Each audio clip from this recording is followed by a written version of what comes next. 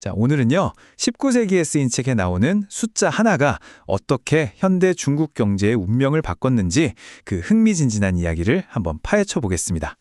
수십 년 동안 말이죠. 중국에서 사업을 시작하려는 사람들에게 이 숫자는 거의 마법의 숫자나 다름없었어요. 왜냐하면 이게 바로 소규모 사업이냐 아니냐를 가르는 기준이었거든요.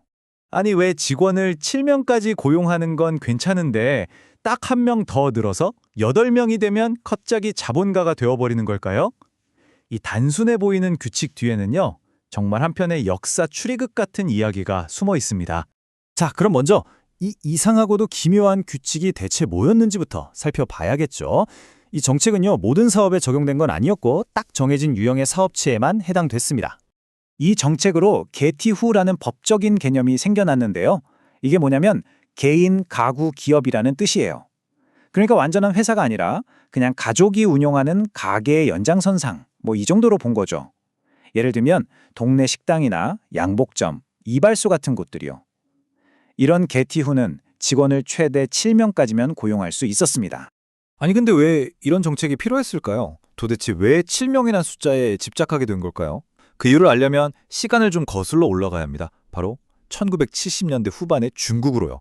그 당시 중국은 정말 심각한 고용 위기를 겪고 있었어요. 도시 인구는 2,600만 명이나 늘었는데 국영기업만으로는 이 사람들을 다 먹여 살릴 수가 없었던 거죠. 일자리가 너무 부족했어요. 그러니까 정부 입장에서는 공산주의라는 큰 틀은 유지하면서도 어떻게든 새로운 일자리를 만들어낼 방법이 절실했던 겁니다. 자, 여기서 아주 중요한 포인트가 나옵니다. 개인 사업을 허용해주고 싶긴 한데 이게 공산당의 이념에 어긋나잖아요. 그래서 이걸 당원들에게 납득시키려면 학술적인 근거가 필요했어요. 그것도 그냥 근거가 아니라 바로 공산주의의 창시자 칼 마르크스의 일원에서 그 근거를 찾아와야만 했던 거죠. 그래서 말 그대로 마르크스를 찾아서 대장정이 시작됩니다. 방대한 마르크스의 저작들 속에서 이 개인 사업을 정당화해줄 단 하나의 규칙, 단 하나의 문장을 찾아내기 위한 필사적인 탐색이 시작된 거죠. 자, 첫 번째 단서는 덩샤오핑의 전기에서 나왔습니다.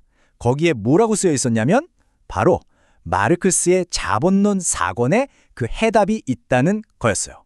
그래서 학자들이 자본론 4권을 샅샅이 뒤졌겠죠. 그런데 결과는요?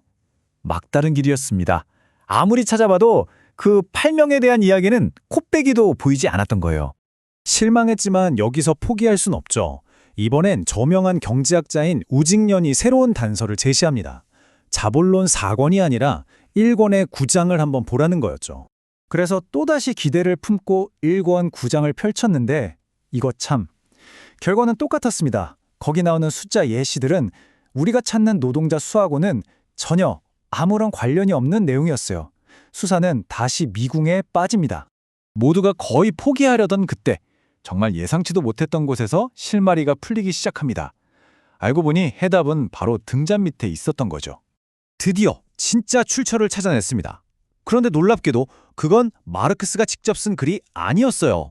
바로 그의 평생의 동지이자 동료였던 프리드리히 엥겔스가 마르크스의 자본론 내용을 요약하면서 쓴 책 반듀링론에 그 구절이 있었던 겁니다.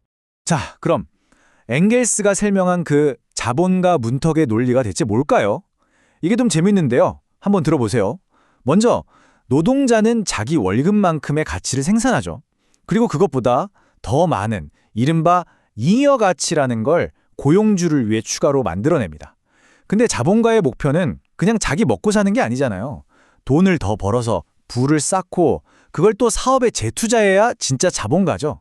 엥겔스가 계산을 해보니까 고용주가 평범한 노동자보다 2배는 잘 살면서 남는 돈을 재투자까지 하려면 딱 8명의 노동자가 만들어내는 잉여 가치가 필요하다는 결론이 나온 겁니다. 바로 이 지점에서 기가 막힌 논리가 탄생합니다. 자, 8명을 고용하면 자본가가 된다. 그렇다면 7명까지는 아직 진짜 자본가가 아니라는 말이 되잖아요. 그냥 소규모 장인, 좀 더 큰 자영업자 정도라는 거죠. 바로 이겁니다. 이 허점을 파고든 거예요. 정말 신기하죠?